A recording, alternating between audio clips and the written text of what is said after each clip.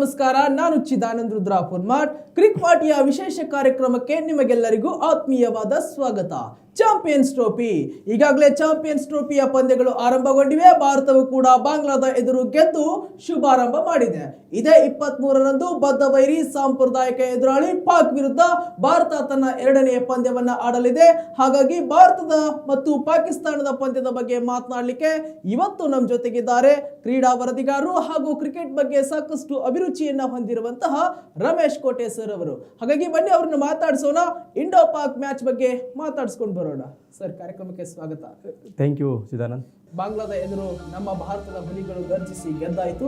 ಇನ್ನು next high voltage ಪಂದ್ಯ ಭಾರತ ಮತ್ತು ಪಾಕಿಸ್ತಾನ. ಈ ಪಂದ್ಯ ಹೇಗಿರಲಿದೆ ಅಂತ ಹೇಳಿ ಸರ್. ತುಂಬ ಕ್ಯೂರಿಯಾಸಿಟಿ ಹುಟ್ಟಿಸಿದೆ ಭಾರತ ಪಾಕಿಸ್ತಾನ ಪಂದ್ಯ. ಇವತ್ತು ನಿನ್ನೆ ಮೊನ್ನೆದಲ್ಲ, ಇದು ಭಾರತ ಪಾಕಿಸ್ತಾನ ಅಂದರೆ ಆ ಮ್ಯಾಚ್ ಫೀಲೇ ಬೇರೆ ಇರುತ್ತೆ. ಸೊ ಇದೊಂದು ಹೈ ವೋಲ್ಟೇಜ್ ಮ್ಯಾಚ್ ಅಂದರೆ ಕೂಡ ತಪ್ಪಾಗಲಾರದು. ಕಳೆದ ಸಾಕಷ್ಟು ಕ್ರಿಕೆಟ್ ಇತಿಹಾಸದಲ್ಲಿಯೇ ಭಾರತ ಪಾಕಿಸ್ತಾನ ಪಂದ್ಯ ಅಂದರೆ ಬರೀ ಭಾರತ ಮಾತ್ರ ಅಲ್ಲ, ಇಡೀ ವಿಶ್ವನೇ ಎದುರು ನೋಡ್ತಾ ಇರುತ್ತೆ ಇಂಥ ಒಂದು ಹೈ ವೋಲ್ಟೇಜ್ ಪಂದ್ಯವನ್ನು ಕಣ್ತುಂಬಿಸ್ಕೊಳ್ಳಿಕ್ಕೆ. ಸೊ ಇದೊಂದು ಮಹತ್ವವನ್ನು ಪಡೆದುಕೊಂಡಿದೆ. ಈ ಟೂರ್ನಿಯಲ್ಲಿ ಭಾರತ ತಂಡ ಬಾಂಗ್ಲಾದೇಶ ವಿರುದ್ಧ ಮೊನ್ನೆ ಅದ್ಭುತವಾದಂಥ ಪ್ರದರ್ಶನ ತೋರಿ 6 ವಿಕೆಟ್ಗಳಿಂದ ಪಂದ್ಯವನ್ನು ಗೆದ್ದುಕೊಂಡಿತ್ತು. ಸೊ ಇದೀಗ ಎರಡನೇ ಪಂದ್ಯದಲ್ಲೂ ಕೂಡ ಅದೇ ಒಂದು ಪರ್ಫಾರ್ಮೆನ್ಸ್ ತೋರಿಸಿ ಗೆಲ್ಲಲಿಕ್ಕೆ ಎದುರು ನೋಡ್ತಾ ಇದೆ. ಆದರೆ ಆತಿಥೇಯ ಪಾಕಿಸ್ತಾನ ತಂಡ ತನ್ನ ಮೊದಲನೇ ಪಂದ್ಯದಲ್ಲಿ ಬಲಿಷ್ಠ ನ್ಯೂಜಿಲೆಂಡ್ ವಿರುದ್ಧ ಹೀನಾಯವಾದಂಥ ಸೋಲನ್ನು ಅನುಭವಿಸಿತ್ತು. ಅಲ್ಲಿ ಪಾಕಿಸ್ತಾನ ತಂಡ ಬ್ಯಾಟಿಂಗಲ್ಲೂ ಕೂಡ ಎಡವಿತ್ತು, ಆದರೂ ಬೌಲಿಂಗಲ್ಲೂ ಕೂಡ ಅದು ಸಾಕಷ್ಟು ತಪ್ಪುಗಳನ್ನು ಮಾಡಿತ್ತು. ಈ ಒಂದು ಕಾರಣದಿಂದಾಗಿ ಪಾಕಿಸ್ತಾನ ತಂಡ ನ್ಯೂಜಿಲೆಂಡ್ ವಿರುದ್ಧ ಸೋಲು ಅನುಭವಿಸಿತು. ಇದೀಗ ಪಾಕಿಸ್ತಾನ ತಂಡ ICC ಚಾಂಪಿಯನ್ಸ್ ಟ್ರೋಫಿ ನಾಕೌಟ್ ಹಂತವನ್ನು ಜೀವಂತವಾಗಿ ಇರಿಸಿಕೊಳ್ಬೇಕಾದ್ರೆ ಈ ಪಂದ್ಯ ಭಾರತದ ವಿರುದ್ಧ ಪಂದ್ಯದಲ್ಲಿ ಗೆಲ್ಲಲೇಬೇಕಾಗುತ್ತೆ. ಸೊ ಹಾಗಾಗಿ ಪಾಕಿಸ್ತಾನ ತಂಡಕ್ಕೆ ಈ ಪಂದ್ಯ ಡೂ ಆರ್ ಡೈ ಮ್ಯಾಚ್ ಆಗಿದೆ. ಸೊ ಈ ಒಂದು ಪಂದ್ಯ ಸಾಕಷ್ಟು ಈ ಒಂದು ಕಾರಣದಿಂದಾಗಿ ಪಾಕಿಸ್ತಾನ ತಂಡ ಸಾಕಷ್ಟು ಭಾರತ ಮತ್ತು ಪಾಕಿಸ್ತಾನ ತಂಡಗಳ ನಡುವಿನ ಪಂದ್ಯ ಸಾಕಷ್ಟು ಕ್ಯೂರಿಯಾಸಿಟಿನ ಹುಟ್ಟಿಸಿದೆ ಅಂತ ಹೇಳ್ಬೋದು.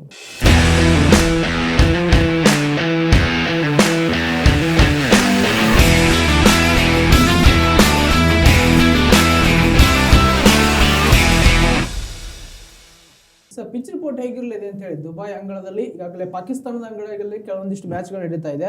ಪಾಕಿಸ್ತಾನವನ್ನು ಬಿಟ್ಟು ಈ ಪಾಕ್ ಆಟಗಾರರು ದುಬೈ ಅಂಗಳಕ್ಕೆ ಬಂದು ಆಡಬೇಕಾಗುತ್ತೆ ಮತ್ತು ಭಾರತದ ಎಲ್ಲ ಪಂದ್ಯಗಳು ಕೂಡ ಈ ದುಬೈ ಪಿಚ್ಚಲ್ಲೇ ಇರುವಂಥದ್ದು. ಪಿಚ್ ರಿಪೋರ್ಟ್ ಹೇಗಿರಲಿದೆ ಅಂತ ಹೇಳಿ, ಯಾಕಂತಂದ್ರೆ ನಾವು ಮೊದಲೇ ಪಂದ್ಯದಲ್ಲಿ ನೋಡಿದಾಗ ತುಂಬ ಸ್ಲೋ ಆಗಿತ್ತು. ಲಾಸ್ಟ್ ಸೆಕೆಂಡ್ ಚೇಸಿಂಗ್ ಮಾಡುವಂಥ ಟೈಮಲ್ಲಿ ಭಾರತದ ಬ್ಯಾಟ್ಸ್ಮನ್ಗಳು ಕೆಲವೊಂದಿಷ್ಟು ಬೌಲಿಂಗ್ ಕರಾರುವಕ ದಾಳಿಗೆ ನೆಲಕಚ್ಚಿ ಆಡಲು ತುಂಬ ಕಷ್ಟಪಟ್ಟರು. ಆದರೂ 1-2 ಸಿಂಗಲ್ ರನ್ಗಳನ್ನ ತೆಗೆದುಕೊಂಡು ಗೆಲುವಿನ ದಳ ಸೇರಿಸಿದ್ರು. ಪಿಚ್ ರಿಪೋರ್ಟ್ ಹೇಗಿರಲಿದೆ ಅಂತ ಹೇಳಿ ಸರ್ ಸೆಕೆಂಡ್ ಮ್ಯಾಚ್ ಅದು. ಸೇಮ್ ಈಗ ಈ ಒಂದು ಟೂರ್ನಮೆಂಟ್ ಹೈಬ್ರಿಡ್ ಆಗಿರೋದ ಕಾರಣ ಭಾರತ ತಂಡದ ಎಲ್ಲಾ ಪಂದ್ಯಗಳು ಕೂಡ ದುಬೈ ಇಂಟರ್ನ್ಯಾಷನಲ್ ಸ್ಟೇಡಿಯಂನಲ್ಲೇ ನಡೆಯೋದು. ಪಾಕಿಸ್ತಾನ ತಂಡ ತನ್ನ ಹೋಮ್ ಗ್ರೌಂಡ್ಸ್ ಪಾಕಿಸ್ತಾನದಲ್ಲಿ ಆಡ್ಕೊಂಡು ಬೇರೆ ಪಂದ್ಯಗಳನ್ನು ಪಾಕಿಸ್ತಾನದಲ್ಲಿ ಆಡ್ಕೊಂಡ್ಬಂದ್ರೆ ಭಾರತದ ವಿರುದ್ಧದ ಪಂದ್ಯಗಳನ್ನು UAE ನಲ್ಲಿ ಆಗಿರುತ್ತೆ. ಸೊ ಇಲ್ಲಿ ದುಬೈ ಪಿಚ್ ಯಾವ ರೀತಿ ಇದೆ ಅಂದರೆ, ಈಗ ಬಾಂಗ್ಲಾದೇಶ ಪಂದ್ಯದಲ್ಲಿ ನಾವು ನೋಡ್ಬೋದು ತುಂಬಾ ಸ್ಲೋ ಇತ್ತು ಪಿಚ್ಚು, ಬ್ಯಾಟ್ಗೆ ಬಾಲ್ ಈಸಿಯಾಗಿ ಬರ್ತಾ ಇರಲಿಲ್ಲ. ಸೊ ಅಲ್ಲಿ ಈ ದುಬೈ ಪಿಚ್ಚಲ್ಲಿ ನಾವು ಏನು ಮಾಡಬೇಕು, ಒಬ್ಬ ಬ್ಯಾಟ್ಸ್ಮನ್ ಆಗಿ ಏನು ಮಾಡಬೇಕು ಅಂತಂದರೆ ಫಸ್ಟ್ ಪಿಚ್ಗೆ ಸೆಟ್ ಆಗಬೇಕು. ಸೆಟ್ ಆಗೋ ತನಕ ನೀವು ಆಡಬೇಕು, ಪಿಚ್ನ ಅರ್ಥ ಮಾಡ್ಕೊಬೇಕು, ಯಾವ ರೀತಿ ಪಿಚ್ ಬಿಹೇವ್ ಮಾಡ್ತಾ ಇದೆ ಅನ್ನೋದನ್ನ ಕರೆಕ್ಟಾಗಿ ಫಸ್ಟ್ ಅರ್ಥ ಮಾಡಿಕೊಂಡು ಒಂದು ಎರಡು ಆಡ್ತಾ ಪಿಚ್ ಬಗ್ಗೆ ನಮಗೆ ಜಾಸ್ತಿ ಗೊತ್ತಾದ್ಮೇಲೆ ಆಮೇಲೆ ನೀವು ಬ್ಯಾಟ್ ಅಗ್ರೆಸಿವ್ ಆಗಿ ಆಡಕ್ಕೆ ಹೋಗ್ಬೇಕು. ಸೊ ಇಲ್ಲಿ ನೀವು ಈ ಭಾರತದ ಪಿಚ್ಗಳಂದ್ರೆ ಆ ಥರ ಅಲ್ಲ. ನೀವು ಫಸ್ಟ್ ಬಾಲೇ 4-6 ಹೊಡೆಯೋಕ್ಕೆ ನೀವು ಪ್ರಯತ್ನ ಪಡ್ಬೋದು. ಅಂದರೆ ಇಲ್ಲಿ ಆ ಥರ ಆಗಲ್ಲ. ಆ ಥರ ಹೊಡೆಯೋಕೆ ಹೋದ್ರೆ ನೀವು ವಿಕೆಟ್ ಕೊಡಬೇಕಾಗುತ್ತೆ. ಇಲ್ಲಿ ಮೊದಲೇದಾಗಿ ನ್ಯೂ ಬಾಲ್ ಬಂದಾಗ ನೀವು ಸ್ವಲ್ಪ ಕೇರ್ಫುಲ್ ಆಗಿ ಆಡಬೇಕಾಗುತ್ತೆ. ನ್ಯೂ ಬಾಲಲ್ಲಿ ಬಾಲ್ ಸ್ವಿಂಗ್ ಆಗ್ತಾ ಇರುತ್ತೆ, ಎರಡೂ ಕಡೆ ಸ್ವಿಂಗ್ ಆಗ್ತಾ ಇರುತ್ತೆ, ಲೆಫ್ಟು ಮತ್ತು ಆಫ್ ಸ್ಟೆಂಪು ಮತ್ತು ಲೆಗ್ ಸ್ಟೆಂಪ್ ಎರಡೂ ಮೇಲೆ ಸ್ವಿಂಗ್ ಆಗ್ತಾ ಇರುತ್ತೆ. ಸೊ ನೀವು ಈ ಪಿಚ್ಚಲ್ಲಿ ನೀವು ನಾರ್ಮಲಾಗಿ ಏನು ಮಾಡಬೇಕಂದ್ರೆ, ನೀವು ಸ್ಟಾರ್ಟಿಂಗಲ್ಲಿ ಹೊಸ ಬಾಲಲ್ಲಿ ಸ್ವಲ್ಪ ಕೇರ್ಫುಲ್ಲಾಗಿ ನಿಧಾನಾಗಿ ಆಡ್ಕೊಬೇಕು. ಸೊ ನೋಡ್ಕೊಂಡು ಕರೆಕ್ಟಾಗಿ ಸಾಕಷ್ಟು ಎಚ್ಚರಿಕೆಯಿಂದ ಆಡಬೇಕು. ನಂತರ ಪಿಚ್ ಒನ್ಸ್ ನೀವು ಅಡ್ಜಸ್ಟ್ ಆದಮೇಲೆ ತುಂಬ ಚೆನ್ನಾಗಿ ಆಡಬೇಕು. ಅಂದರೆ ಈ ಪಿಚ್ಚಲ್ಲಿ ನೀವು ತುಂಬ ಸ್ಲೋ ಇರುತ್ತೆ. ಸೊ ಒನ್ಸ್ ನೀವು ಬಾಲ್ ಸ್ವಲ್ಪ ಶೈನ್ ಕಳ್ಕೊಂಡ್ಮೇಲೆ ಆಮೇಲೆ ಸ್ಪಿನ್ನರ್ಸ್ ಬರ್ತಾರೆ ಮಿಡ್ಲ್ ಓವರ್ಸಲ್ಲಿ. ಸ್ಪಿನ್ನರ್ಸು ಅಷ್ಟೇ ಅವ್ರ ಬೌಲಿಂಗ್ಗೆ ನೀವು ನೋಡ್ಕೊಂಡು ಕರೆಕ್ಟಾಗಿ ಆಡಬೇಕು. ಯಾಕಂದರೆ ಈ ಪಿಚ್ಚು ತುಂಬ ಸ್ಪಿನ್ ಸೇಫ್ ವಿಕೆಟ್ ಆಗಿರೋದು ಈ ಕಂಡೀಷನ್ ದುಬೈನಲ್ಲಿ. ಸೊ ಇಲ್ಲಿ ನೀವು ಸಾಕಷ್ಟು ಸ್ಪಿನ್ನರ್ಗೂ ಅಷ್ಟೇ ನೀವು ಒಂದು ಒಳ್ಳೆ ಬಾಲ್ ಬಂತ ರೆಸ್ಪೆಕ್ಟ್ ಕೊಡಬೇಕು, ಬ್ಯಾಡ್ ಬಾಲ್ ಬಂದರೆ ನೀವು ಹೊಡಿಬೇಕು. ಸೊ ಆ ಒಂದು ಮೈಂಡ್ ಸೆಟ್ಟಲ್ಲಿ ಆಡಬೇಕು. ಅಂದರೆ ನೀವು ನ್ಯಾಚುರಲ್ ಗೇಮ್ನ ನೀವು ಇಲ್ಲಿ ಅಡಾಪ್ಟ್ ಮಾಡ್ಕೊಬೇಕು. ಸೊ ಈ ದುಬೈ ಇಂಟರ್ನ್ಯಾಷನಲ್ ಸ್ಟೇಡಿಯಂ ನೀವು ನೋಡ್ಬೋದು ಬಾಂಗ್ಲಾದೇಶ ವಿರುದ್ಧದ ಪಂದ್ಯ ಅಂದರೆ 229 ಟಾರ್ಗೆಟ್ ಸಿಕ್ಕಿತ್ತು ಭಾರತ ತಂಡಕ್ಕೆ. ನಾವು ನೋಡಿದವ್ರಿಗೆ ಏನನ್ಸುತ್ತೆ, ತುಂಬ ಕಡಿಮೆ ಇದೆ ಸ್ಕೋರು, ಇಂಡಿಯಾ ಈಸಿಯಾಗಿ ಹೊಡಿತಾರೆ, ಒಂದು 2-3 ವಿಕೆಟ್ ಕಳ್ಕೊಂಡು ಈಸಿಯಾಗಿ ಹೊಡಿತಾರೆ ಅಂತ ನಾವು ಅಂದ್ಕೊಂಡ್ವಿ. ಬಟ್ ಅಲ್ಲಿ ನೋಡಿದಾಗ ಸಿಚುವೇಶನ್ ಬೇರೆ ಥರ ಇತ್ತು. ಸೊ ಇಲ್ಲಿ ರೋಹಿತ್ ಶರ್ಮನು ಒಳ್ಳೆ ಸ್ಟಾರ್ಟ್ ತೊಗೊಂಡಿದ್ರು. ಸೊ ಅವರು ಸ್ಟಾರ್ಟ್ ತೊಗೊಂಡಿದ್ರು ಮತ್ತು ಅದನ್ನು ಒಂದು ಬಿಲ್ಡ್ ಕಂಟಿನ್ಯೂ ಮಾಡೋಕ್ಕಾಗಲಿಲ್ಲ. ವಿರಾಟ್ ಕೊಹ್ಲಿನ ಅಷ್ಟೇ ಅವರು ಬಂದರು, ಅವರು ಬೇಗ ಔಟ್ ಆದರು, ಅವರು ಜಾಸ್ತಿ ಹೊತ್ತು ಕ್ರೀಸ್ನಲ್ಲಿ ನಿಲ್ಲ. ಶ್ರೇಯಸ್ ಅಯ್ಯರ್ ಅವರು ಅಷ್ಟೇ ಪೇಷನ್ಸ್ ಕಳ್ಕೊಂಡ್ರು. ಅಕ್ಷರ್ ಪಟೇಲ್ ಕೂಡ ಅಷ್ಟೇ ಪೇಷನ್ಸ್ ಕಳ್ಕೊಂಡ್ರು. ಆದರೆ ಶುಭ್ಮನ್ ಗಿಲ್ ಅವರು ತುಂಬಾ ಚೆನ್ನಾಗಿ ಬ್ಯಾಟ್ ಮಾಡಿದ್ರು. ಪಿಚ್ನ ಕರೆಕ್ಟಾಗಿ ಅರ್ಥ ಮಾಡ್ಕೊಂಡ್ರು. ಆ ಪಿಚ್ಗೆ ಹೆಂಗ್ ಆಡಬೇಕು ಅನ್ನೋದನ್ನ ಅವ್ರು ಕರೆಕ್ಟಾಗಿ ಅಲ್ಲಿ ತೋರಿಸ್ಕೊಟ್ರು. ಈ ಥರ ಆಡಬೇಕು ಅಂದರೆ ಅವರ ಒಂದು ಮೆಚುರಿಟಿ ಈ ಒಂದು ಸೆಂಚುರಿಯಲ್ಲಿ ನಮ್ಗೆ ಕಾಣಿಸ್ತು. ಸ್ಟಾರ್ಟಿಂಗಲ್ಲಿ ನೋಡಿ ನೀವು ಶುಭ್ಮನ್ ಗಿಲ್ಲು ತುಂಬ ಅಗ್ರೆಸಿವ್ ಆಗಿ ಕಾಣ್ತಾ ಇದ್ರು ಬ್ಯಾಟಿಂಗಲ್ಲಿ. ರೋಹಿತ್ ಶರ್ಮಾ ಇದ್ದಾಗ, ವಿರಾಟ್ ಕೊಹ್ಲಿ ಇದ್ದಾಗ ಅವ್ರು ಸ್ವಲ್ಪ ಬ್ಯಾಟಿಂಗ್ ಸ್ವಲ್ಪ ಅಗ್ರೆಸಿವ್ ಆಗಿತ್ತು. ಸೊ ಆಮೇಲೆ ಸಡನ್ಲಿ ವಿಕೆಟ್ಸ್ ಒಂದು 2-3 ವಿಕೆಟ್ ಬಿದ್ದಾಗ ಅವ್ರ ಬ್ಯಾಟಿಂಗ್ ಸ್ಟೈಲೇ ಚೇಂಜ್ ಆಯಿತು. ಅವ್ರ ಅಪ್ರೋಚ್ ಸ್ವಲ್ಪ ಸ್ಲೋ ಆಯಿತು. ಅಂದರೆ ಸ್ವಲ್ಪ ಪಿಚ್ನ ಅವರು ಆವಾಗ ಏನು ಮಾಡಿದ್ರು ಅವರು ಭಾಳ ಸ್ವಲ್ಪ ಜಾಸ್ತಿ ಆಯಿತು, ರನ್ ಸ್ವಲ್ಪ ಕಡಿಮೆ ಆಗ್ತಾ ಬಂತು ಅವ್ರದ್ದು. ಸೊ ಆಗ ಅವರು ಸಿಂಗಲ್ಸ್ ಡಬಲ್ಸ್ ಸ್ಟ್ರೈಕ್ ರೊಟೇಟ್ ಮಾಡ್ತಾ ಇದ್ರು. ಸ್ಟ್ರೈಕ್ ರೊಟೇಟ್ ಮಾಡ್ತಾ ಒನ್ಸ್ ಅವರು ಕಾನ್ಫಿಡೆಂಟ್ ಬಿಲ್ಡ್ ಮಾಡ್ಕೊಂಡ್ರು. 50 ರನ್ ದಾಟ್ತು, ಒಂದು ಕಾನ್ಫಿಡೆಂಟ್ ಬಿಲ್ಡ್ ಆಯಿತು, ಪಿಚ್ಗೆ ಅವ್ರು ಚೆನ್ನಾಗಿ ಅರ್ಥ ಮಾಡ್ಕೊಂಡ್ರು. ಆಮೇಲೆ ಅವರು ನ್ಯಾಚುರಲ್ ಗೇಮ್ ಆಡೋಕ್ಕೆ ಸ್ಟಾರ್ಟ್ ಮಾಡಿದರು. ಅಂದರೆ ಬ್ಯಾಟ್ ಬಾಲ್ ಬಂದಾಗ ಹೊಡಿತಾ ಇದ್ರು, ಮತ್ತು ಒಳ್ಳೆ ಬಾಲ್ ಬಂದರೆ ರೆಸ್ಪೆಕ್ಟ್ ಕೊಡ್ತಾ ಇದ್ರು. ಸೊ ಈ ಥರ ಗೇಮ್. ಆಮೇಲೆ ಲಾಸ್ಟಲ್ಲಿ ಅವ್ರು ನೋಡಿದ್ರು ತುಂಬ ಚೆನ್ನಾಗಿ ಒಳ್ಳೊಳ್ಳೆ ಶಾಟ್ಸ್ ಹೊಡೆದ್ರು ಲಾಸ್ಟಲ್ಲಿ. ಸೊ ಅವರೇ ನಾಟ್ಔಟ್ ಆಗಿದ್ದು ಭಾರತವನ್ನು ಗೆಲ್ಸ್ಕೊಟ್ರು. ಈ ಪಿಚ್ಚಲ್ಲಿ ಏನೂ ಇಲ್ಲ, ನೀವು ಬಾಲ್ ಸ್ವಲ್ಪ ಕೇರ್ಫುಲ್ಲಾಗಿ ಆಡಬೇಕು.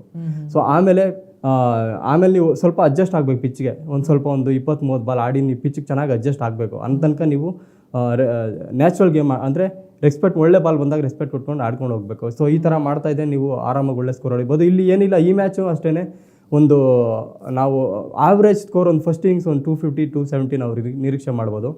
ಸೊ ಚೇಸಿಂಗ್ ಈ ಪಂದ್ಯದಲ್ಲೂ ಅಷ್ಟೇ ಯಾವುದೋ ಟಾಸ್ ಗೆದ್ದ ತಂಡದ ನಾಯಕ ನನಗನ್ಸ ಇದರಲ್ಲೂ ಕೂಡ ಚೇಸಿಂಗ್ ಆಯ್ಕೆ ಮಾಡ್ಕೊಳ್ಳೋ ಸಾಧ್ಯತೆ ಇದೆ. ಇದರಲ್ಲಿ ಪಾಕಿಸ್ತಾನಕ್ಕೆ ಏನು ಅಡ್ವಾಂಟೇಜ್ ಇದೆ ಅಂತಂದರೆ, ಪಾಕಿಸ್ತಾನ ತಂಡ ಅಂದರೆ ಈ ಕಳೆದ ಕೆಲವು ವರ್ಷಗಳಲ್ಲಿ ಪಾಕಿಸ್ತಾನಕ್ಕೆ ಯಾವುದೇ ತಂಡನೂ ಹೋಗ್ತಾ ಇರಲಿಲ್ಲ. ಸೊ ಆವಾಗ ಪಾಕಿಸ್ತಾನ ತಂಡಕ್ಕೆ ಒಂದು ಹೋಮ್ ಗ್ರೌಂಡ್ ಇದೇ ಆಗಿತ್ತು, ದುಬೈದು.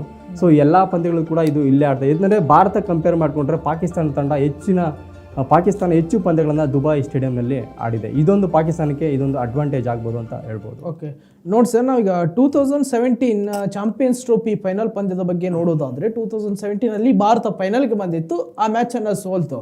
ಕಳೆದ ಕೆಲ ವರ್ಷಗಳಿಂದ ಭಾರತ ಪಾಕಿಸ್ತಾನದ ಪಂದ್ಯದ ನೋಡೋದಾದರೆ, ಪಾಕಿಸ್ತಾನ ಯಾವ ರೀತಿ ಸ್ಟ್ರಾಂಗ್ ಇದೆ ಅನ್ನೋದು ಗೊತ್ತಿದೆ. ಕೆಲ ವರ್ಷಗಳಿಂದ ತುಂಬ ಬೌಲಿಂಗ್ ಆಗಿರ್ಬೋದು, ಬ್ಯಾಟಿಂಗ್ ಆಗಿರ್ಬೋದು ತುಂಬ ಸ್ಟ್ರಾಂಗ್ ಇದೆ. ಆದರೆ ಕೆಲವೊಂದಿಷ್ಟು ಹಿಂದಿನ ಸೀರೀಸ್ಗಳನ್ನ ನೋಡ್ತಾ ಬಂದರೆ ಪಾಕಿಸ್ತಾನ ತುಂಬ ವೀಕ್ ಪರ್ಫಾರ್ಮೆನ್ಸ್ ತೋರಿಸ್ತಾ ಬಂದಿದೆ.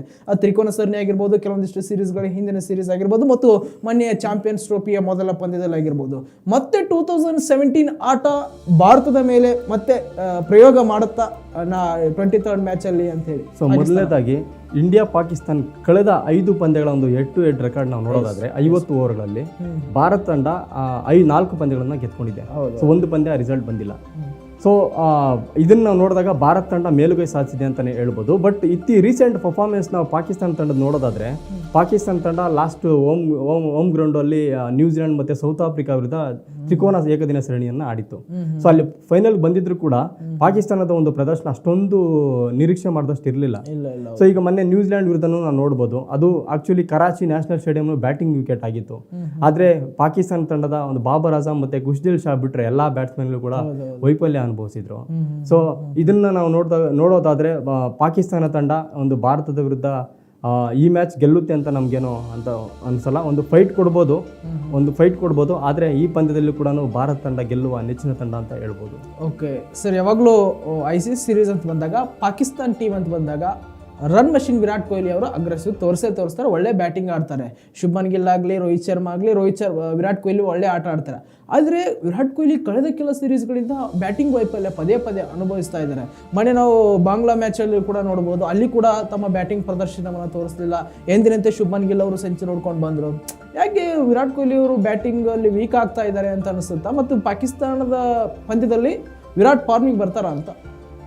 ಖಂಡಿತವಾಗ್ಲೂ ವಿರಾಟ್ ಕೊಹ್ಲಿ ನಾವು ಯಾವತ್ತೂ ಅಷ್ಟೇ ಕಡೆಗಣಿಸೋಕ್ಕಾಗಲ್ಲ. ಯಾಕಂತಂದರೆ ಅವರ ಒಂದು ರೆಕಾರ್ಡ್ಸ್ ನಾವು ನೋಡಿದಾಗ ICC ಟೂರ್ನಮೆಂಟ್ಗಳಲ್ಲಿ ಅವರ ಒಂದು ಅಂಕಿಅಂಶಗಳನ್ನು ನಾವು ಒಮ್ಮೆ ನೋಡಿದಾಗ ಅವರು ಡಿಫ್ರೆಂಟ್ ಪ್ಲೇಯರ್. ಅವರು ಸೊ ವೈಫಲ್ಯ ಅನುಭವಿಸಿರೋ ನಿಜ, ಬಟ್ ಆದರೆ ಅವರು ಒಂದು ಕ್ರೂಷಿಯಲ್ ಮ್ಯಾಚ್ಗಳಲ್ಲಿ ಅವ್ರು ಖಂಡಿತ ಆಡ್ತಾರೆ. ಅವ್ರಿಗೊಂದು ಒಳ್ಳೆ ಸ್ಟಾರ್ಟ್ ಬೇಕಷ್ಟೇ.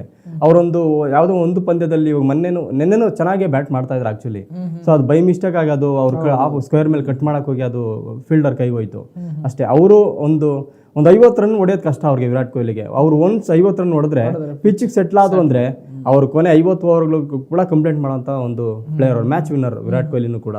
ಸೊ ಅದೇ ರೀತಿ ನಾವು ವಿರಾಟ್ ಕೊಹ್ಲಿ ಬಗ್ಗೆನೂ ನಾವು ನಿರೀಕ್ಷೆ ಇಡ್ಬೋದು. ಕಳೆದ ಪಂದ್ಯದಲ್ಲಿ ಅವರು ಕಡಿಮೆ ರನ್ ವಿಕೆಟ್ ಒಪ್ಸಿರ್ಬೋದು, ಬಟ್ ಪಾಕಿಸ್ತಾನದ ವಿರುದ್ಧ ಖಂಡಿತವಾಗ್ಲೂ ವಿರಾಟ್ ಕೊಹ್ಲಿ ಅವರು ಕಮ್ಬ್ಯಾಕ್ ಮಾಡ್ತಾರೆ ಅಂತ ನಿರೀಕ್ಷೆ ಮಾಡ್ಬೋದು. ಓಕೆ ಸರ್, ಈಗ ಪಾಕಿಸ್ತಾನ ಇಂಡಿಯಾ ಮ್ಯಾಚ್ ಅಂತಂದ್ರೆ ಸಾಕಷ್ಟು ಜನ ಕಾದು ಕುಳಿತಿರ್ತಾರೆ ಈ ಒಂದು ಪಂದ್ಯವನ್ನ ನೋಡ್ಲಿಕ್ಕೆ. ವಿಶ್ವದ ಅನೇಕ ಕ್ರಿಕೆಟ್ ಪ್ರೇಮಿಗಳು ಭಾರತ ಪಾಕಿಸ್ತಾನ ಮ್ಯಾಚ್ ಅಂತಂದ್ರೆ ಬೆರಗುಗಣ್ಣಿನಿಂದ ನೋಡ್ತಾರೆ. ಭಾರತ ಪಾಕಿಸ್ತಾನ ಪಂದ್ಯದಲ್ಲಿ ನಾಳೆ ಪಾಕಿಸ್ತಾನಕ್ಕೆ ಡೂ ಆರ್ ಡೈ ಮ್ಯಾಚ್, ಯಾಕಂತಂದ್ರೆ ಒಂದು ಸೋತಿದ್ದಾರೆ ಆಲ್ರೆಡಿ. ಮತ್ತೊಮ್ಮೆ ಪಾಕಿಸ್ತಾನ ಅಚಾನಕ್ ಆಗಿ ಭಾರತದ ವಿರುದ್ಧ ಗೆದ್ದು ಮತ್ತೆ ಇಂಡಿಯಾ ನ್ಯೂಜಿಲೆಂಡ್ ವಿರುದ್ಧ ಗೆದ್ದು ಟಾಪ್ 2 ಅಲ್ಲಿ ಬಂದು ಮತ್ತೆ ಏನಾದರೂ ಸೆಮಿಫೈನಲ್ ಫೈನಲ್ ಅಲ್ಲಿ ಬರುವಂತ ಚಾನ್ಸಸ್ ಇದೆಯಾ? ಖಂಡಿತವಾಗ್ಲೂ ಮತ್ತೆ ಮುಖಾಮುಖಿ ಆಗುವಂತ ಚಾನ್ಸಸ್ ಇದೆಯಾ? ಖಂಡಿತವಾಗ್ಲೂ ಇದೆ. ಇವಾಗ ಪಾಕಿಸ್ತಾನ ನ್ಯೂಜಿಲೆಂಡ್ ವಿರುದ್ಧ ಒಂದು ಮ್ಯಾಚ್ ಸೋತಿದೆ. ಸೊ ಈಗ ಅವರು ಇನ್ನೂ ನೆಕ್ಸ್ಟ್ ಭಾರತದ ವಿರುದ್ಧ ಗೆಲ್ಲೇಬೇಕು. ಒಂದ್ ವೇಳೆ ಸೋತ್ರೆ ಅವರು ಟೂರ್ನಮೆಂಟ್ ಇಂದ ಹೊರಗಡೆ ಹೋಗ್ತಾರೆ. ಸೊ ಹಾಗಾಗಿ ಒಂದ್ ವೇಳೆ ಭಾರತದ ವಿರುದ್ಧ ಗೆದ್ದಾಗ ಅವರು ಕೂಡ ನಾಕ್ಔಟ್ ರೇಸ್ ನಲ್ಲಿ ಉಳಿದುಕೊಳ್ತಾರೆ. ಭಾರತ ತಂಡ ನೆಕ್ಸ್ಟ್ ಮ್ಯಾಚ್ ನ್ಯೂಜಿಲೆಂಡ್ ವಿರುದ್ಧ ಗೆಲ್ಲಲೇಬೇಕಾಗುತ್ತೆ. ಸೊ ಅವಾಗ ಇವಾಗ ನ್ಯೂಜಿಲೆಂಡು 2 ಮ್ಯಾಚು, ಪಾಕಿಸ್ತಾನ 2 ಮ್ಯಾಚು, ಮತ್ತು ಭಾರತ ತಂಡ 2 ಮ್ಯಾಚ್ ಗೆದ್ಕೊಂಡ್ರೆ ಟೋಟಲ್ಲು ಎಲ್ಲ ತಂಡಗಳಿಗೂ ಕೂಡ ಒಂದು 4 ಪಾಯಿಂಟ್ಸ್ ಇರುತ್ತೆ ಅಂಕಪಟ್ಟಿಯಲ್ಲಿ. ಸೊ ಆವಾಗ ಈಕ್ವಲ್ ಇರುತ್ತೆ. ಸೊ ಅಲ್ಲಿ ರನ್ ರೇಟ್ ಮ್ಯಾಟ್ರ್ ಆಗುತ್ತೆ. ಸೊ ಈ ಕಾರಣದಿಂದಾಗಿ ಆವಾಗ ಯಾರು ನೆಟ್ ರನ್ ರೇಟ್ ಯಾರ್ದು ಜಾಸ್ತಿ ಇರುತ್ತೆ, ಸೊ ಆ ಟೀಮ್ ಯಾವ 2 ತಂಡಗಳ ರನ್ ರೇಟ್ ಜಾಸ್ತಿ ಇರುತ್ತೆ, ಟಾಪ್ 2ನಲ್ಲಿ ಯಾರು ಇರ್ತಾರೆ ಅವರು ನಾಕ್ಔಟ್ಗೆ ಈಸಿಯಾಗಿ ತಲುಪ್ತಾರೆ. ಸೊ ಒಂದು ವೇಳೆ ಭಾರತ ಪಾಕಿಸ್ತಾನ ಟಾಪ್ 2ನಲ್ಲಿ ಏನಾದರೂ ಗ್ರೂಪಲ್ಲಿದ್ದರೆ ಖಂಡಿತವಾಗ್ಲೂ ಅವ್ರು ಇನ್ನೂ ಒಂದು ನಾಕ್ಔಟ್ ಮ್ಯಾಚಲ್ಲಿ ಇನ್ನೂ ಅವರು ಮುಖಾಮುಖಿ ಆಗುವ ಒಂದು ಸಾಧ್ಯತೆ ಇದೆ. ಓಕೆ ಸರ್, ನೀವು ತುಂಬ ಕ್ರೀಡಾ ವರದಿಗಾರ ಆಗಿ ಈ ಒಂದು ಮ್ಯಾಚ್ನ ಬಗ್ಗೆ ಫ್ಯಾನ್ಸ್ ಒಂದು ಎಕ್ಸ್ಪೆಕ್ಟೇಷನ್ಸ್ ಏನಿರುತ್ತೆ, ಅವ್ರ ಊಹೆ ಏನಿರುತ್ತೆ ಅನ್ನೋದನ್ನು ತುಂಬ ಸನಿಹವಾಗಿ ನೋಡಿರ್ತೀರ. ಒಂದು ಇಂಡೋ ಪಾಕಿಸ್ತಾನ್ ಮ್ಯಾಚ್ ಅಂತಂದರೆ ಆ ದಿನ ಆಗಿರ್ಬೋದು, ಆ ಹಿಂದಿನ 2-3 ದಿನದ ವೈಬ್ ಆಗಿರ್ಬೋದು, ಯಾವ ರೀತಿ ಇರುತ್ತೆ, ಯಾವ ರೀತಿ ಸೆಲೆಬ್ರೇಷನ್ ಮಾಡಲಿಕ್ಕೆ ನಮ್ಮ ಫ್ಯಾನ್ಸ್ ಕಾದು ಕುಳಿತಿದ್ದಾರೆ ಅಂತ ಹೇಳಿ? ನಾವು ಯೂಶ್ವಲಿ ನಾವು ICC ಟೂರ್ನಮೆಂಟ್ಗಳಲ್ಲಿ ನಾವು ನೋಡಿದಾಗ ಕಳೆದ ನಾವು ಬ್ಯಾಕ್ ಟು ಬ್ಯಾಕ್ ನಾವು ಹಿಂದೆ ನೋಡ್ಬೋದು. T20 ವರ್ಲ್ಡ್ ಕಪ್ ಆಗ್ಬೋದು, ಏಷ್ಯಾ ಕಪ್ ಆಗ್ಬೋದು, ಮತ್ತು ODI ವರ್ಲ್ಡ್ ಕಪ್ ಆಗ್ಬೋದು. ಆ ODI ವರ್ಲ್ಡ್ ಕಪ್ ಶೆಡ್ಯೂಲ್ ನಾವು ನೋಡಿದಾಗ ಒಂದೇ ಗ್ರೂಪಲ್ಲಿ ಇರುತ್ತೆ ಇಂಡಿಯಾ ಮತ್ತು ಪಾಕಿಸ್ತಾನ. ಏನಕ್ಕೆ ಈ ಕಾರಣ ಏನಪ್ಪ ಅಂತಂದರೆ ಜಾಸ್ತಿ ಫ್ಯಾನ್ ಫಾಲೋವರ್ಸ್ ಇದ್ದಾರೆ ಇಂಡಿಯಾ ಪಾಕಿಸ್ತಾನ ಮ್ಯಾಚ್ ನೋಡಲಿಕ್ಕೆ. ಸೊ ಈ ಒಂದು ಕಾರಣಕ್ಕೆ ಶೆಡ್ಯೂಲ್ ಮಾಡೋವಾಗಲೇ ICC ಇಂಡಿಯಾ ಪಾಕಿಸ್ತಾನ ಒಂದೇ ಗ್ರೂಪಲ್ಲಿ ಹಾಕುತ್ತೆ. ಸೊ ಇದೊಂದೇ ಕಾರಣ ಅಲ್ಲ, ಮತ್ತು ಒಂದು ಜಾಸ್ತಿ TRP ಕೂಡ ಇದರಿಂದ ಜಾಸ್ತಿ ಬರೋ ಒಂದು ಸಾಧ್ಯತೆ ಇರುತ್ತೆ. ನಾಟ್ ಓನ್ಲಿ ಇಂಡಿಯಾ ಮತ್ತು ಪಾಕಿಸ್ತಾನ ಅಷ್ಟೇ ಅಲ್ಲ, ಇಡೀ ವರ್ಲ್ಡ್ ವೈಡೇ ಕಾಯ್ದು ನೋಡ್ತಾ ಇರುತ್ತೆ ಇಂಡಿಯಾ ಪಾಕಿಸ್ತಾನ ಮ್ಯಾಚ್ನ. ಅಷ್ಟೊಂದು ಕ್ಯೂರಿಯಾಸಿಟಿ ಈ ಒಂದು ಪಂದ್ಯ ಹುಟ್ಟಿಸಿದೆ. ಸೊ ಅಭಿಮಾನಿಗಳು ಅಷ್ಟೇ, ಈಗ ಭಾರತದ ಅಭಿಮಾನಿಗಳು ಸಾಮಾನ್ಯವಾಗಿ ಪಾಕಿಸ್ತಾನ ಸೋಲ್ಲೇಬೇಕು, ಇಂಡಿಯಾ ಗೆಲ್ಲೇಬೇಕು ಅನ್ನೋ ಒಂದು ಜಿದ್ದಲ್ಲಿರ್ತಾರೆ. ಪಾಕಿಸ್ತಾನದವ್ರಿಗೂ ಅಷ್ಟೇ ಇದೇ ಒಂದು ನಿರೀಕ್ಷೆ ಅವ್ರಿಗೂ ಕೂಡ ಇದ್ದೇ ಇರುತ್ತೆ. ಸೊ ಈ ಒಂದು ಫೈಟ್ ಇವಾಗ ಬಾಂಗ್ಲಾದೇಶ ವಿರುದ್ಧ ಭಾರತ ತಂಡ ಗೆದ್ದಿರ್ಬೋದು, ಬಟ್ ಅವ್ರಿಗೆ ಅವ್ರು ಕಾದು ನೋಡ್ತಾ ಇರೋದು ಇಂಡಿಯಾ ಪಾಕಿಸ್ತಾನ ಮ್ಯಾಚ್ಗೆ. ಯಾವಾಗ ಇಂಡಿಯಾ ಪಾಕಿಸ್ತಾನ ಮ್ಯಾಚ್ ಬರುತ್ತೆ, ನಮ್ಮ ಇಂಡಿಯಾ ಗೆಲ್ಲಬೇಕು, ಅವ್ರನ್ನ ಇವಾಗ ಸೋಲಿಸ್ಬೇಕು ಅಂತ ಭಾರತದ ಅಭಿಮಾನಿಗಳು ಒಂದು ನಿರೀಕ್ಷೆ ಇರುತ್ತೆ ಅವ್ರಿಗೆ. ಸೊ ಪಾಕಿಸ್ತಾನ ಅಭಿಮಾನಿಗಳಿಗೂ ಅದೇ ಇರುತ್ತೆ, ಪಾಕಿಸ್ತಾನ ತಂಡ ಭಾರತವನ್ನು ಸೋಲಿಸಬೇಕು ಅಂತ. ಸೊ ಒಂಥರ ಇದೊಂದು ಮ್ಯಾಚು ಸಾಕಷ್ಟು ಒಂದು ಹೈ ವೋಲ್ಟೇಜ್ ಮ್ಯಾಚ್ ಇದು. ಸೊ ಇವತ್ತು ನೆನ್ನೆದಲ್ಲ, ಇದು ಸುಮಾರು ವರ್ಷಗಳಿಂದನೂ ಕೂಡ ಭಾರತ ಪಾಕಿಸ್ತಾನ ನಡುವಣ ಒಂದು ಜಿದ್ದಿ ಯಾವಾಗಲೂ ಇದ್ದೇ ಇರುತ್ತೆ. ಅಭಿಮಾನಿಗಳಿಗೆ ಕ್ಯೂರಿಯಾಸಿಟಿ ಇದ್ದೇ ಇರುತ್ತೆ. ಮತ್ತು ಪಾಕಿಸ್ತಾನ ವಿರುದ್ಧದ ಭಾರತ ತಂಡದ ಒಂದು ಪ್ಲೇಯಿಂಗ್ 11 ಬಗ್ಗೆನೂ ಸಾಕಷ್ಟು ಕ್ಯೂರಿಯಾಸಿಟಿ ಇದೆ. ಈಗ ಬಾಂಗ್ಲಾದೇಶ ವಿರುದ್ಧ ಯಾವ ರೀತಿ ಆಡುವ ಬಳಗ ಇತ್ತೋ ಅದೇ ಒಂದು ಆಡುವ ಬಳಗವನ್ನು ಕೂಡ ನ್ಯೂಜಿಲೆಂಡ್ ವಿರುದ್ಧ ಆಡಿಸುವ ಒಂದು ಸಾಧ್ಯತೆ ಇದೆ. ಒಂದು ವೇಳೆ ಏನಾದರೂ ಬಾಂಗ್ಲಾದೇಶ ವಿರುದ್ಧದ ಪಂದ್ಯದಲ್ಲಿ ಏನಾದರೂ ಭಾರತ ತಂಡ ಏನಾದರೂ ಸೋತಿದ್ರೆ ಆಗ ಪಾಕಿಸ್ತಾನದ ವಿರುದ್ಧದ ಪಂದ್ಯಕ್ಕೆ ಭಾರತ ತಂಡದ ಪ್ಲೇಯಿಂಗ್ 11ನಲ್ಲಿ ಬದಲಾವಣೆಯನ್ನು ನಾವು ನಿರೀಕ್ಷೆ ಮಾಡ್ಬೋದಾಗಿತ್ತು. ಬಾಂಗ್ಲಾದೇಶ ವಿರುದ್ಧದ ಭಾರತ ತಂಡದ ಬೌಲರ್ಗಳು ಕೂಡ ಅತ್ಯುತ್ತಮವಾದಂಥ ಬೌಲಿಂಗ್ ಪ್ರದರ್ಶನವನ್ನು ತೋರಿದರು. ಶಮಿ ಅವರು 5 ವಿಕೆಟ್ ಸಾಧನೆ ಮಾಡಿದರು. ಅವರು ಈ ಒಂದು ಫಾಸ್ಟ್ ಬೌಲಿಂಗ್ ವಿಭಾಗವನ್ನು ಅವರೇ ಕೂಡ ಪಾಕಿಸ್ತಾನ ವಿರುದ್ಧ ಕೂಡ ಅವರೇ ಮುನ್ನಡೆಸುವ ಸಾಧ್ಯತೆ ಇದೆ. ಮತ್ತು ಬ್ಯಾಟಿಂಗಲ್ಲಿ ಕೆಲವೊಂದು ಹಿರಿಯ ಬ್ಯಾಟ್ಸ್ಮನ್ ವೈಫಲ್ಯ ಅನುಭವಿಸಿರ್ಬೋದು, ಆದರೆ ಅವರು ಪಾಕಿಸ್ತಾನ ವಿರುದ್ಧದ ಪಂದ್ಯದಲ್ಲೂ ಕೂಡ ಅವರೇ ಒಂದು ಆಡೋ ಬಳಗದಲ್ಲಿ ಮುಂದುವರಿತಾರೆ ಅಂತ ನಾವು ಇಲ್ಲಿ ಹೇಳ್ಬೋದು. ಒಟ್ಟಾರೆಯಾಗಿ ಭಾರತ ತಂಡ ಒಂದು ಯಾವುದೇ ಚೇಂಜಸ್ ಇಲ್ಲದೆ ಪಾಕಿಸ್ತಾನ ವಿರುದ್ಧದ ಪಂದ್ಯದಲ್ಲಿ ಕಣಕ್ಕೆ ಇಳಿಯುತ್ತೆ ಅಂತ ನಾವು ಬಲವಾಗಿ ನಂಬಬಹುದು. ರಿಷಬ್ ಪಂತ್ ಅವ್ರನ್ನ ಏನಾದರೂ ಕರೆತರುವಂಥ ಪ್ಲಾನ್ ಇದೆಯಾ ಸರ್? ಇಲ್ಲ, ರಿಷಬ್ ಪಂತ್ ಅವ್ರು ನೀವು ನೋಡ್ಬೋದು. ರಿಷಬ್ ಪಂತ್ ಈಗ ರಿಷಬ್ ಪಂತ್ ಬದಲು KL ರಾಹುಲ್ ಅವರು ವಿಕೆಟ್ ಕೀಪರ್ ಆಗಿ ಆಡ್ತಾ ಇದ್ದಾರೆ. ಸೊ KL ರಾಹುಲ್ ಅವರು ಬಾಂಗ್ಲಾದೇಶ ವಿರುದ್ಧ ಪಂದ್ಯದಲ್ಲಿ ಚೆನ್ನಾಗಿ ಬ್ಯಾಟಿಂಗ್ ಪ್ರದರ್ಶನ ತೋರಿದ್ರು. 41 ರನ್ಸ್ ಹೊಡೆದ್ರು, ಒಳ್ಳೊಳ್ಳೆ ಶಾಟ್ಸ್ ಹೊಡೆದ್ರು. ಅವರು ಸ್ಟಾರ್ಟಿಂಗ್ ಕ್ರೀಸ್ ಬಂದಾಗ ಅವ್ರು ಸ್ವಲ್ಪ ಕಾನ್ಫಿಡೆಂಟ್ ಕಡಿಮೆ ಇರೋ ಥರ ಕಾಣ್ತಾ ಇದ್ರು. ಬಟ್ ಅವರು ಆಮೇಲೆ ಅವ್ರು ಒಂದು ಶಾಟ್ ಅವ್ರಿಗೆ ಅವ್ರ ಬ್ಯಾಟಿಂದ ಒಂದು ಶಾಟ್ ಬಂದಮೇಲೆ ಅವ್ರ ಕಾನ್ಫಿಡೆಂಟ್ ಲೆವೆಲ್ ಚೇಂಜ್ ಆಯಿತು. ಆಮೇಲೆ ಅವರು ಅವರು ಶಾಟ್ಸ್ ಏನಿತ್ತು ಒಳ್ಳೊಳ್ಳೆ ಶಾಟ್ಸ್ ಅವರು ಹೊಡೆದ್ರು. ಸೊ ಹಾಗಾಗಿ KL ರಾಹುಲ್ ಅವರು ಕೂಡ ವಿಕೆಟ್ ಕೀಪಿಂಗ್ ಒಳ್ಳೊಳ್ಳೆ ಕ್ಯಾಚನ್ನು ನೀಡಿದ್ರು ಮೊನ್ನೆ ಬಾಂಗ್ಲಾದೇಶ ವಿರುದ್ಧ.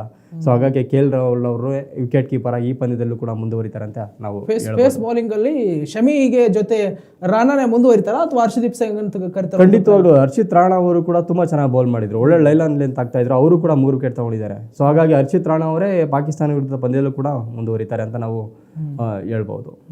ಓಕೆ ಸರ್, ನಿಮ್ಗಷ್ಟೇ ಅಲ್ಲ ನಮ್ಮ ಫ್ಯಾನ್ಸ್ಗಷ್ಟೇ ಅಲ್ಲ, ವೈಯಕ್ತಿಕವಾಗಿ ನನಗೂ ಕೂಡ ತುಂಬ ಕ್ಯೂರಿಯಾಸಿಟಿ ಇದೆ. ಭಾರತ ಪಾಕಿಸ್ತಾನದ ಮ್ಯಾಚ್ ಏನಾಗಬಹುದು, ಆ ಒಂದು ಸ್ಲೆಡ್ಜಿಂಗ್ ಆಗಿರ್ಬೋದು, ಆ ಒಂದು ಕಲರವ ಆಗಿರ್ಬೋದು, ಆ ಮ್ಯಾಚ್ ವೈಬ್ ಆಗಿರ್ಬೋದು, ಎಲ್ಲವೂ ಕೂಡ ರೋಮಾಂಚನವಾಗಿರುತ್ತೆ ಆ ಒಂದು ಸ್ಟೇಡಿಯಮಲ್ಲಿ. ಹಾಗಾಗಿ ನನಗೂ ಕೂಡ ಕ್ಯೂರಿಯಾಸಿಟಿ ಇದ್ದೇ ಇದೆ ಸರ್. ಇಂಡೋ ಪಾಕಿಸ್ತಾನದ ಬಗ್ಗೆ, ಮ್ಯಾಚ್ನ ಬಗ್ಗೆ, ಪ್ಲೇಯಿಂಗ್ 11 ಬಗ್ಗೆ, ಆ ಪಿಚ್ ರಿಪೋರ್ಟ್ ಬಗ್ಗೆ, ಪ್ರತಿಯೊಬ್ಬ ಆಟಗಾರ ಸ್ಟ್ರೆಂತ್ ಆ್ಯಂಡ್ ವೀಕ್ನೆಸ್ ಬಗ್ಗೆ ಎಲ್ಲದ್ರ ಬಗ್ಗೆ ತಿಳಿಸ್ಕೊಟ್ಟಿದ್ದೀರಾ. ಪಾಕಿಸ್ತಾನ ಮ್ಯಾಚ್ ಆದ ತಕ್ಷಣ, ಇಂಡಿಯಾ ಪಾಕಿಸ್ತಾನ ಮ್ಯಾಚ್ ಆದ ತಕ್ಷಣ ಮತ್ತೊಮ್ಮೆ ನಾವು ರಿವ್ಯೂ ಮಾಡೋಣ ಮ್ಯಾಚ್ ಪಂದ್ಯ ಹೇಗಾಯಿತು ಅಂತ ಹೇಳಿ. ಮುಂಚಿತವಾಗಿ ನಮಗೆ ಮಾಹಿತಿಯನ್ನು ಕೊಟ್ಟಿದ್ದಕ್ಕಾಗಿ thank you sir, thank you so much. Thank you Chidanand. Okay ವೀಕ್ಷಕರೇ, ಇದಾಗಿತ್ತು ಇವತ್ತಿನ ಕ್ರಿಕ್ ಪಾರ್ಟಿಯ ವಿಶೇಷ ಕಾರ್ಯಕ್ರಮ. ಇಂಡೋ ಪಾಕ್ ಪಂದ್ಯಕ್ಕೆ ದಿನಗಣನೆ ಆರಂಭವಾಗಿದೆ. ಈ ಒಂದು ಹೈ ವೋಲ್ಟೇಜ್ ಪಂದ್ಯಕ್ಕಾಗಿ ಇಡೀ ವಿಶ್ವದ ಕ್ರಿಕೆಟ್ ಪ್ರೇಮಿಗಳು ಕಾದು ಕುಳಿತಿದ್ದಾರೆ. ಅದರಂತೆ ನಾನು ಕೂಡ ತುಂಬಾ ಕ್ಯೂರಿಯಾಸಿಟಿಯಿಂದ ಈ ಪಂದ್ಯ ನೋಡಲು ಕಾಯುತ್ತಿದ್ದೇನೆ. ಪಂದ್ಯದ ನಂತರ ಮತ್ತೊಂದು ರಿವ್ಯೂಗಾಗಿ ಮತ್ತೆ ಬರ್ತೇನೆ. ಅಲ್ಲಿಯವರೆಗೆ ನೋಡ್ತಾ ಇರಿ ವಿಶ್ವವಾಣಿ ಟಿವಿ. ಕ್ರಿಕೆಟ್ ಬಗ್ಗೆ ಕೆಲವೊಂದಿಷ್ಟು ಇಂಟ್ರೆಸ್ಟಿಂಗ್ ಸ್ಟೋರಿಗಳ ಬಗ್ಗೆ ನೋಡಲು ಕ್ರಿಕ್ ಪಾರ್ಟಿಯ ವಿಶೇಷ ಕಾರ್ಯಕ್ರಮವನ್ನು ಕೂಡ ನೋಡಲು ಮರೆಯದಿರಿ. ನಮಸ್ಕಾರ.